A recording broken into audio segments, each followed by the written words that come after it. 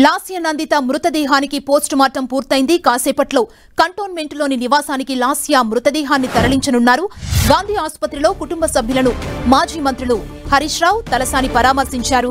మరోవైపు లాస్య నందిత నివాసానికి పార్టీ కార్యకర్తలు తరలివస్తున్నారు. లాస్య మృతిపై సీఎం రేవంత్, మాజీ సీఎం కేసీఆర్ సంతాపం తెలిపారు. లాస్య కారు డ్రైవ్ చేసింది పీఏ ఆకాష్ గా గుర్తించారు. అతడికి తీవ్ర గాయాలు కావడంతో ఆసుపత్రికి తరలించి చికిత్స చేస్తున్నారు. రోడ్డు ప్రమాదంలో BRS cantonment MLA Lasya Nanditha మృతి చెందారు. 37 ఏళ్ల చిన్న వయసులోనే రోడ్డు ప్రమాదం రూపంలో మృత్యువు ఆమెను కబలించింది. తండ్రి సాయన్న వారసత్వాన్ని అందిపుచ్చుకొని ఎమ్మెల్యేగా గెలిచిన దగ్గర నుంచి లాస్య నందితను ప్రమాదాలు వెన్నాడాయి. చివరకు రోడ్డు ప్రమాదం ఆమెను బలి తీసుకుంది. లాస్య నందిత ప్రయాణిస్తున్న కారు ఔటర్ రింగ్ రోడ్డుపై లారీని ఢీకొట్టి డివైడర్ ని బలంగా ఢీకొట్టింది. ఈ ప్రమాదంలో లాస్య నందిత అక్కడికక్కడే చనిపోయారు. కారు డ్రైవర్ కు తీవ్ర గాయాలయ్యాయి. స్థానిక ఆసుపత్రిలో ఆయన చికిత్స పొందుతున్నారు. లాస్య నందిత మృతదేహాన్ని పటాన్చెరు హాస్పిటల్ కు తరలించారు. అక్కడి నుంచి ఆమె మృతదేహాన్ని గాంధీ ఆసుపత్రికి తరలిస్తున్నారు. పటాన్చెరు ఆసుపత్రిలో హరీష్ రావు లాస్య నందిత మృతదేహానికి నివాళులర్పించారు. ప్రమాద సమయంలో లాస్య నందిత సికింద్రాబాద్ నుంచి సంగారెడ్డి జిల్లా సదాశివపేట వెళ్తున్నారు. డ్రైవర్ కారు డ్రైవ్ చేస్తుండగా లాస్య నందిత మరో ఫ్రంట్ సీట్లో కూర్చున్నారు. లాస్య నందిత మృతిపై సీఎం రేవంత్ రెడ్డి సంతాపం వ్యక్తం చేశారు. లాస్య నందిత ఇక లేదన్న విషయాన్ని నమ్మలేకపోతున్నామని కేటీఆర్ ట్వీట్ చేశారు. కంటోన్మెంట్ ఎమ్మెల్యేగా ఉన్న సాయన్న గతేడాది అనారోగ్యంతో మరణించడంతో ఆ టికెట్ ని అప్పటికే బీఆర్ఎస్ లో చురుగ్గా ఉన్న లాస్య నందితకు కేటాయించారు. గద్దర్ కుమార్తె వెన్నెలపై లాస్య నందిత ఘన విజయం సాధించారు.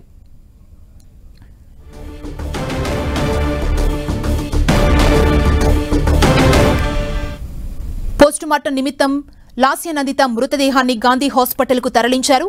గాంధీ హాస్పిటల్ నుంచి మరింత సమాచారం మా ప్రతినిధి కిరణ్ మనకు అందిస్తారు. కిరణ్,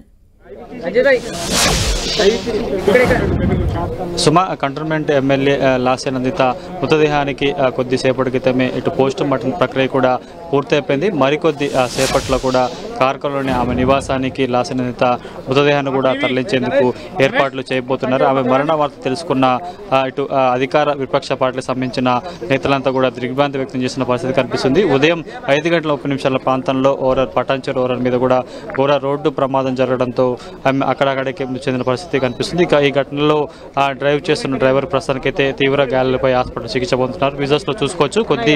కొద్దిసేపటి క్రితం పటాన్చెరు అమేద ఆసుపత్రి నుంచి లాస్య నందిత మృతదేహాన్ని గాంధీ మార్చురీకి తరలించడం. ఇక్కడ పోస్ట్ మార్టం పూర్తయిన తర్వాత కూడా అంత్యక్రియలు ఆమె ఇంటి వద్ద చేసేందుకు ఏర్పాట్లు కూడా చేసిన పరిస్థితి కనిపిస్తుంది. ఒక్కసారిగా ఇటు ఉదయం 5 గంటల ప్రాంతంలో లాస్య నందిత రోడ్డు ప్రమాదంలో మృతి చెందడంతో ఇటు ఆమె కుటుంబ సభ్యులు, సన్నిహితులతో పాటు బీఆర్ఎస్ పార్టీ ముఖ్యమైన పార్టీ శ్రేణులంతా కూడా దిగ్భ్రాంతికి గురైన పరిస్థితి కనిపిస్తుంది. యువ ఎమ్మెల్యే ఇటీవల ఇటు సాయన్న చనిపోయిన తర్వాత బీఆర్ఎస్ పార్టీ నుంచి కూడా గెలిచారు లాస్య నందిత.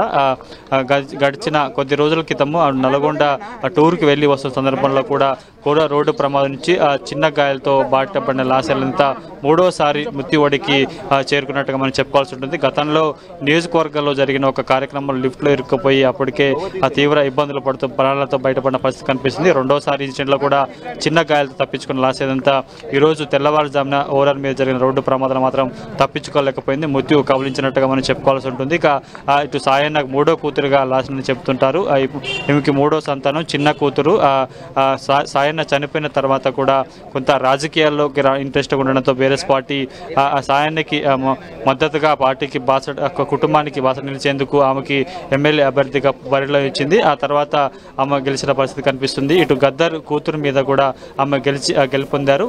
ప్రస్తుతం చూసుకోవచ్చు. ఈరోజు ఒక్కసారిగా రోడ్డు ప్రమాదంలో చనిపోవడంతో కూడా ఇటు ఆమె ఫ్యామిలీ మెంబర్స్తో పాటు కొంత షాక్ అని గురైన పరిస్థితి కనిపిస్తుంది. నిత్యం ఎంతో రాజకీయ భవిష్యత్తు ఉన్న లాస్య నందిత ఈరోజు రోడ్డు ప్రమాదంలో చనిపోవడంతో ఆమె పార్టీ శ్రేణులతో పాటు కుటుంబ సభ్యులు కూడా జీర్ణించుకునే పరిస్థితి కనిపిస్తుంది. మరణ వార్త తెలుసుకున్న తర్వాత ఇటు అధికార పార్టీకి సంబంధించిన ముఖ్య నాయకులతో పాటు మంత్రులు, ఎమ్మెల్యేలు నేరుగా సీఎం రేవంత్ రెడ్డి కూడా ఆమె మృతి పట్ల దిగ్భ్రాంతి వ్యక్తం చేసిన పరిస్థితి కనిపిస్తుంది. కొద్దిసేపటి క్రితం కోమటిరెడ్డి వెంకటరెడ్డి కూడా నేరుగా గాంధీ మార్చిరీకి చేరుకోవడం జరిగింది. ప్రస్తుతానికి లోపల ఇటు మార్చిలో లాస్య నందితకి కొంత పోస్ట్ మార్టం సంబంధించిన ప్రక్రియ పూర్తయిపోయింది కాబట్టి బాడీని తరలించేందుకు ఏర్పాటు చేస్తున్నారు కాబట్టి బాడీ బయటకు వచ్చాక మృతదేహానికి మంత్రి నివాళులర్పించేందుకు కూడా బయట వెయిట్ చేసే పరిస్థితి కనిపిస్తుంది. కొద్దిసేపటి క్రితమైన లోపల కూడా వెళ్ళారు.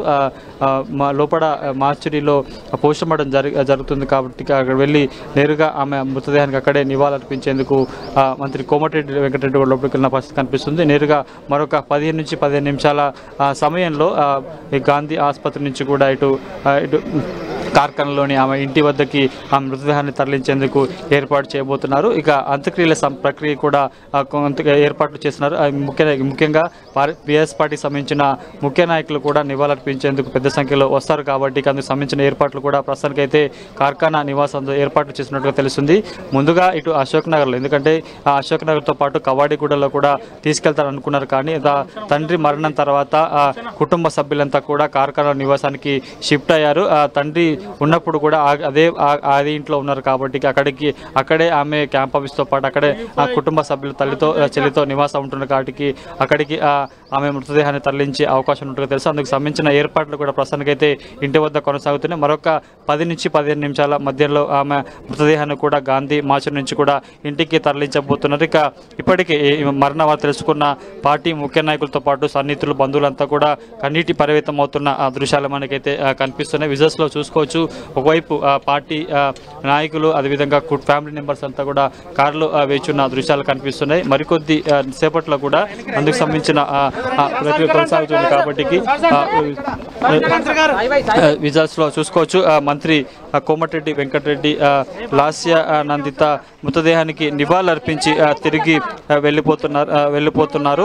చూసుకోవచ్చు. మరొక 15 నిమిషాలలో కూడా గాంధీ మార్చురీ వద్ద నుంచి కూడా లాస్య నందిత మృతదేహాన్ని ఇంటికి తరలించే ప్రయత్నం అయితే సాగుతున్నారు. నేరుగా ఉదయం మరణ వార్త తెలుసుకున్న తర్వాత మాజీ మంత్రి హరీష్ రావు, తలసాని శ్రీనివాస్ యాదవ్ కూడా హరీష్ రావు నేరుగా అక్కడ పటాన్చెరు హాస్పిటల్కి వెళ్ళి ఆమె పార్థివ దేహానికి నివాళులర్పించి గాంధీ ఆసుపత్రికి ఆమె మృతదేహాన్ని తరలించే వరకు కూడా ఆయన వెన్నంటున్నారు. ఇక తలసాని శ్రీనివాస్ యాదవ్ నేరుగా గాంధీ హాస్పిటల్ మార్చురీకి చేరుకుని కూడా మార్చురీకి సంబంధించిన ఇక్కడ కార్యక్రమాలు కూడా నేరుగా దగ్గరుండి ఆయన పర్యవేక్షించిన పరిస్థితి కనిపిస్తుంది. విజువల్స్లో చూసుకోవచ్చు. పార్టీ ముఖ్య నాయకులంతా కూడా మరికొద్ది సేపట్లో ఆమెని ఆ మృతదేహాన్ని ఇక్కడ నుంచి తరలించే ఏర్పాటు నేపథ్యంలో కూడా కడసారి చూసేందుకు కొంత అంతా వేడిస్తున్న పరిస్థితి కనిపిస్తుంది. ఆ కారులో అయితే ఆ లాసన్కి సంబంధించిన కుటుంబ సభ్యులంతా కూడా వేచున్న పరిస్థితి కనిపిస్తుంది. కన్నీరు మున్నీరుగా వెలిపిస్తున్నారు. ఇప్పటికీ ఇంకా వాళ్ళు షాక్లో ఉన్న పరిస్థితి కనిపిస్తుంది. మరొక 10 నిమిషాల్లో కూడా ఇక్కడ ఫార్మాలిటీ పూర్తయిన తర్వాత కూడా మృతదేహాన్ని కార్ఖానాలోని ఇంటికి తరలించే అవకాశం ఉన్నట్టుగా మనకైతే తెలుస్తుంది. సుమా, కిరణ్, ఇంకా గాంధీ హాస్పిటల్ మార్చురీకి ఎవరెవరో నేతలు చేరుకున్నారు? కొద్దిసేపటి క్రితం మంత్రి కోమటిరెడ్డి వెంకటరెడ్డితో పాటు బీఆర్ఎస్ పార్టీ సంబంధించిన ముఖ్య నాయకులు మాజీ మంత్రి హరీష్ రావు, తలసాని కూడా దగ్గరుండి సుమారుగా గంటపాటు వారంతా ఇక్కడ ఉన్నారు. కొద్దిసేపటి క్రితం ఇక్కడ నుంచి వెళ్ళిన పరిస్థితి కనిపిస్తుంది. ఎందుకంటే మరొక 15 నిమిషాల్లో కూడా లాస్యానందిత మృతదేహాన్ని ఇక్కడ నుంచి ఇంటికి తరలించే అవకాశం ఉండదు కాబట్టి ఆ పార్టీ ముఖ్య నాయకులతో కావచ్చు, కార్యకర్తలంతా కూడా అక్కడికి వెళ్ళే అవకాశం ఉండదు కాబట్టి అక్కడ ఏర్పాట్లు కూడా జరుగుతున్నాయి. కేవలం కొంతమంది అందుబాటులో ఉన్న పార్టీ సంబంధించిన ముఖ్య నాయకులు, సమాచారం అందుకున్న అధికార పార్టీకి సంబంధించిన మంత్రులు, కొంతమంది ఎమ్మెల్యేలు ప్రస్తుతానికైతే ఇక్కడ ఉన్న పరిస్థితి కనిపిస్తుంది. చూసుకోవచ్చు. వెయిటింగ్ హాల్లో ప్రస్తుతానికైతే ఇటు స్థానిక బీఆర్ఎస్ ఎమ్మెల్యేలంతా కూడా ముఠాగోప్పులతో పాటు ప్రస్తుతం హరీష్ రావుతో పాటు తలసాని కూడా ప్రస్తుతం అయితే వెయిట్ చేస్తున్నారు. మరొక 15 నిమిషాల్లో కూడా ఇటు ఆమె మృతదేహానికి పోస్ట్ మార్టం ప్రక్రియ పూర్తవుతుంది కాబట్టి నేరుగా బాడీతోటే కూడా వారంతా ఇక్కడ నుంచి ఆమె అంతిమయాత్రగా వెళ్ళే అవకాశం అయితే కనిపిస్తుంది. ప్రస్తుతం విజువల్స్లో చూసుకోవచ్చు. తలసాని, హరీష్ రావుతో పాటు పల్లారాజేశ్వరరెడ్డితో పాటు ఇటు ప్రస్తుతం బీఆర్ఎస్ పార్టీకి సంబంధించిన ముఖ్య నాయకులు, ఎమ్మెల్యేలంతా కూడా ప్రస్తుతానికి ఇక్కడ మార్చురీ వద్ద వెయిట్ చేస్తున్న దృశ్యాలు కనిపిస్తున్నాయి. మరొక 15 నిమిషాల్లో కూడా ఆమె మృతదేహాన్ని ఇటు కార్ఖానాలోని ఇంటికి తరలించబోతున్నారు. కొద్దిసేపటి క్రితమే కోమటిరెడ్డి వెంకటరెడ్డి వచ్చి కూడా ఆమె పార్థివ దేహానికి నివాళులర్పించడం జరిగింది. ఇక అధికార పార్టీకి సంబంధించిన కొంతమంది కూడా ఇక్కడికి వస్తారా, లేకపోతే ఆమె మృతదేహాన్ని అక్కడ తరలించిన తర్వాత అక్కడికి వచ్చి కొంత నివాళులర్పిస్తేందుకు సమాచారం తెలుసు. ప్రస్తుతానికైతే ఇటు గాంధీ మార్చురీ వద్దనే కూడా మాజీ మంత్రులు తలసాని శ్రీనివాస్ యాదవ్, హరీష్ రావు, పలువురు ఎమ్మెల్యేలు కూడా ప్రస్తుతానికైతే ఇక్కడ వేచున్న పరిస్థితి కనిపిస్తుంది. మరొక 15 నిమిషాలలో ఇక్కడ నుంచి కూడా ఆమె మృతదేహాన్ని ఇంటికి తరలించబోతున్నారు. సుమా. కిరణ్, అంటే అంత్యక్రియలకు సంబంధించిన అప్డేట్ ఏదైనా అందింది? ఎందుకంటే బీఆర్ఎస్ పార్టీ నేతలు, అదేవిధంగా ప్రతిపక్ష పార్టీ ప్రతి ఒక్కరు కూడా లాస్య నందిత మృతదేహానికి నివాళులు అర్పించేందుకు వస్తున్నారు కాబట్టి, అంటే ఈ రోజు అంత్యక్రియలు జరిగే అవకాశం ఉందా, రేపు జరిగే అవకాశం ఉందా? దీనికి సంబంధించి ఏదైనా అప్డేట్ ఉందా?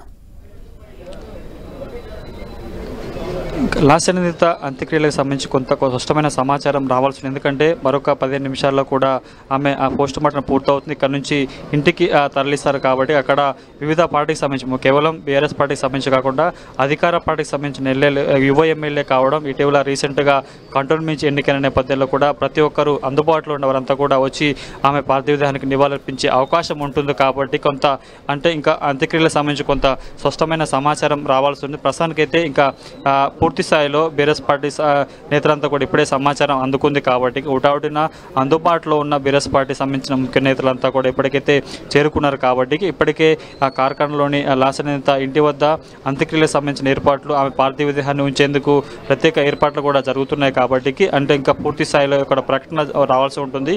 ఈరోజు చేస్తారా లేకపోతే రేపు చేస్తారా? ఎందుకంటే ప్రస్తుతం ఆమె కుటుంబ సభ్యులంతా కూడా అందుబాటులో ఉన్నారు. ఇంకేమైనా రావాల్సి ఉంటుందా? పార్టీ ముఖ్య నాయకులు, మాజీ సీఎం కేసీఆర్ కూడా వచ్చే అవకాశం ఉంటుందా, లేకపోతే ఇంకా కేటీఆర్ కూడా రావాల్సి ఉంటుంది. కాబట్టి పార్టీ ముఖ్య నేతల కొంత కుటుంబ సభ్యుల సమాచారం ఇవ్వాల్సి ఉంటుంది. ఎందుకంటే ప్రస్తుతం పోస్ట్ మార్టం తంతు పూర్తయిన తర్వాత ఇక్కడ నుంచి బాడీని ఇంటికి తరలించిన తర్వాత కూడా అంత్యక్రియలకు సంబంధించి కొంత స్పష్టత వచ్చే అవకాశం. కానీ ప్రస్తుతానికైతే పోస్ట్ మార్టం కొనసాగుతుంది. కొంత కుటుంబ సభ్యులంతా కూడా ఇంకా షాక్లో ఉన్నారు. కాబట్టి ఆ షాక్లో తేల్చుకుని కొంత సమయం పడుతుంది. వాళ్ళు ఓదార్చే ప్రయత్నం కూడా ఇక్కడికి వచ్చిన వారంతా చేస్తున్నారు. ముందుగా హరీష్ రావు తలసాని నేరుగా వారికి ధైర్యాన్ని ఇచ్చే ప్రయత్నం చేశారు. కానీ వారు ఇంకా కన్నీరు మున్నీరుగా వెలిపిస్తున్న పరిస్థితి కనిపిస్తుంది. ఎందుకంటే కొద్ది రోజుల క్రితం ఒక ఘోర ప్రమాదం నుంచి తుట్లో తప్పించుకున్న లాస్య నందిత ఈ రోజు తనువు చాలించడం కూడా వాళ్ళు జీర్ణించుకోలేకపోతున్నారు. కాబట్టి కొంత అంత్యక్రియలకు సంబంధించి కొంత స్పష్టమైన సమాచారం మరొక 10 నుంచి 15 నిమిషాల మధ్యలో వచ్చే అవకాశం ఉంది. ఇక్కడ నుంచి ముందుగా మృతదేహాన్ని అక్కడ తరలించిన తర్వాత అంత్యక్రియలకు సంబంధించిన పూర్తి సమాచారం వచ్చే అవకాశం ఉంది. సుమా, థ్యాంక్ యూ కిరణ్.